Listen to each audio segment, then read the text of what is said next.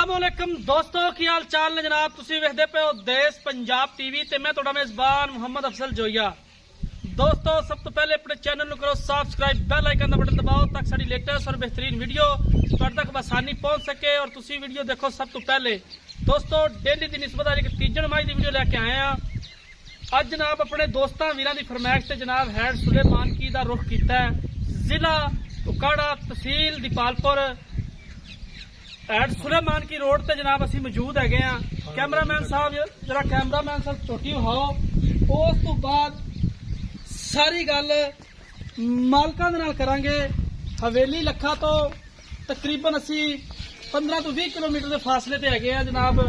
तीसरा सुआ इस मझ ने सुना बड़ी खूबसूरत है, कैमरे की नजर है और वीरां दे सामने देश पंजाब चैनल हमेशा एक कोशिश करता है कि अपने वीरां नूं खूबसूरत और घर के जिहड़े जानवर ने वो दिखाइए, व्यापारियों तो महफूज रखिए क्योंकि व्यापारियों की वीडियो ना तो अज तक लाई है और ना पिछा लावनी है। अगर व्यापारियों की वीडियो लाइए वो जनाब साडे आरिफ हाला दे विच मुकदे ही नहीं। तकरीबन 1,500 तो 2,000 व्यापारी आरिफ हाला दे विच मौजूद है। इसलिए सफर करीदा है कि अपने वीरां नूं व्यापारियों तो महफूज रखिए और अच्छी नस्लजात दी मज्झां और गावां अपने वीरां नूं दिखाइए और अपने वीरां दी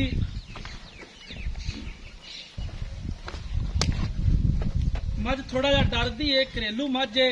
कैमरामैन साहब जरा तुसीं दिखाते रहो ते मैं मझ थोड़ी जी कैमरे तो घबरांदी है क्योंकि जिहड़ियां घर दियां मझां हुंदियां ने अक्सर वो घबरांदियां ने। थोड़ा जा कोई बेगाना बंदा आ जाए तो कैमरामैन साहब तुसीं दिखाओ तो मैं बाबे नाल गल्लां कर लैना। अस्सलाम वालेकुम बाबा जी।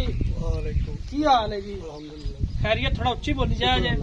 अच्छा जिहड़ी मझ कैमरे वाला विखांदा फिरदा है जी ये कदों सुंदी है, किन्ने दिन लैंदी है? 3-4 दिन लै जाती। 3-4 दिन लै जाएगी। इनका दूसरे सूबे का की दुध रिकॉर्ड है? इनका जी 14 तो 15 लीटर चौंदे रह जाए हुण ये तीसरा सूबा। हाँ जी तीसरा थना थुना भी साफ है, बिल्कुल अल्लाह का कोई विच गंढ या पर कोई मसला वादा घटा होता ही है ना? कोई नहीं कोई नहीं। कोई। ते किन्ने दी बेचनी किन्ने दी? ये जी 3-4 ही दी बेची। इनदे च कोई दी दे लिहाज दी दे लिहाज नाल चलो तुहाडे नाल प्यार मुहब्बत 33 तो घट नहीं देगी। प्यार मोहब्बत करके भी 33 रिकॉर्ड नहीं हाँ देगी। जी ठीक होगा। कैमरामैन साहब तुसीं मझ दिखाओ। अच्छा ये तुहाडे घर दी है? हाँ जी बिल्कुल व्यापारी तो नहीं तुसीं? नहीं कोई व्यापारियों नाल तल्लक वगैरह? नहीं साडा कोई तलक कोई तल्लक नहीं, कोई तल्लक वास्ता नहीं। ठीक है ते मालकां दी तुसीं गल्लां सुनियां ने। तीसरा सूआ इन्हें हुण डिलीवर करना है। आर्डर क्वालिटी बहुत जबरदस्त है, थोड़ी जी सिर्फ डरदी है और घरेलू है। सिर दी सादा है, काली अख है, मानकी चोटी दी, मत्थे सफेद फुल्ली है, सोहना मोटा थन है। मझ दी जान चंगी है, वेल चंगी है, हड्डी एक दी है। बाकी वीरां दे सामने हैगी है। कड़ियां तारीफां करन नाल भी पता नहीं लगता क्योंकि जिहड़ी चीज होवे वो नजर आ जाती है। दोस्तों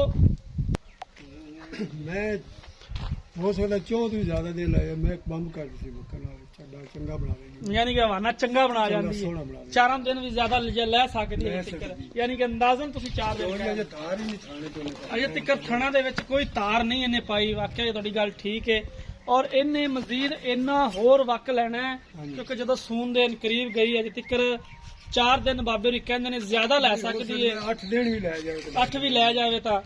बाकी राबता नंबर साडा डिस्क्रिप्शन दिंदा है 0307 351 8578। इस नंबर पर जनाब साडा व्हाट्सएप बनया है। उम्मीद करांगे कि साडी अज वाली वीडियो तुहानू बेहद पसंद आएगी। वीडियो पसंद आए लाइक ते शेयर लाजमी करना है। मिलांगे एक नई वीडियो दे नाल। अपने मेजबान अफजल जोइयन दी इजाजत। अल्लाह हाफिज।